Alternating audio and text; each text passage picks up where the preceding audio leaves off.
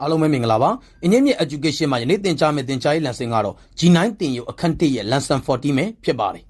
ဆရာတို့အရင် lesson မှာပု္ပ္ပစာနံပါတ်5ရဲ့ပု္ပ္ပစာခွဲဖြစ်တဲ့နံပါတ်ကာကြီးနံပါတ်ခါခွေနံပါတ်ကငယ်နံပါတ်ကာကြီးတို့ကိုသင်ကြားခဲ့ပြီးပါပြီယနေ့ lesson မှာတော့လက်ကျန်ပု္ပ္ပစာတွေကိုဆက်လက်သင်ကြားပေးသွားမှာပဲဖြစ်ပါတယ်နံပါတ်5 3 by root 5 plus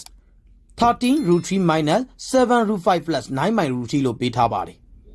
irrational ဂိမ်းတွေကိုပေါင်းခြင်းနှုတ်ခြင်းပြုလုပ်ခိုင်းတာပဲဖြစ်ပါတယ်ပထမအပိုင်းဂိမ်းမှာဆိုရင် irrational ဂိမ်းဖြစ်နေပါတယ်ဒါကိုဆရာတို့ကပိုင်းခြေ rational ပြုလုပ်ပေးမှာပဲဖြစ်ပါတယ် root 5 ပြောက်ခြင်း root 5နဲ့မြောက်ပါတယ်ပိုင်းခြေကို root 5နဲ့မြောက်ရင်ပိုင်းဝေကိုလည်း root 5နဲ့မြောက်ပါတယ်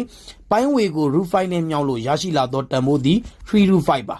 ပိုင်းခြေတန်ဖိုးသည်5ပဲဖြစ်ပါတယ်လက္ခဏာက plus ပါ13 root 3က30 root 3ပါလက္ခဏာက minus ပါ7 root 5က7 root 5ပါလက္ခဏာက plus ပဲဖြစ်ပါတယ်ဒီမှာလဲဆရာတို့ကပိုင်းခြေသည် irrational ဖြစ်နေပါတယ်ဒါကိုဆရာတို့ rational ပြောင်းပါမယ်ပိုင်းခြေကို root 3နဲ့မြောက်ရင်ပိုင်းဝေကိုလည်း root 3နဲ့မြောက်ပါတယ်ပိုင်းဝေကို root 3နဲ့မြောက်လို့ရရှိလာသောတန်ဖိုးသည်9 root 3ပဲဖြစ်ပါတယ်ပိုင်းခြေတန်ဖိုးသည်3ပဲဖြစ်ပါတယ် irrational ကိန်းများပေါင်းခြင်းနှုတ်ခြင်းပြုလုပ်တဲ့အခါမှာအဆင့်တူမျိုးတူမှပေါင်းလို့နှုတ်လို့ရတာပဲဖြစ်ပါတယ်ဆရာတို့ root 5အချင်းချင်းပဲပေါင်းပြီးနှုတ်ပြီးလို့ရပါတယ်ထို့ကြောင့်ဆရာတို့က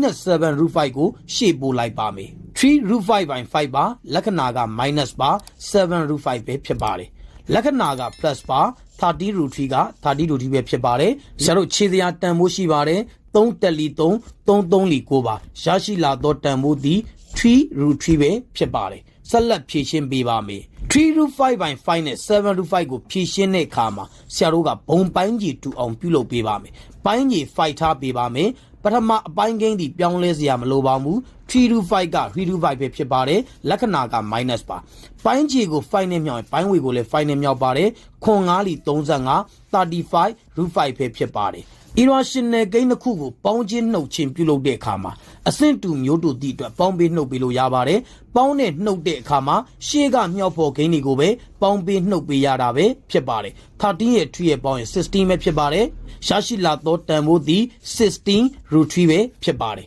plus 3 root 5နဲ့ minus 35 root 5နဲ့ရှင်းလို့ရရှိလာသောတန်ဖိုးသည်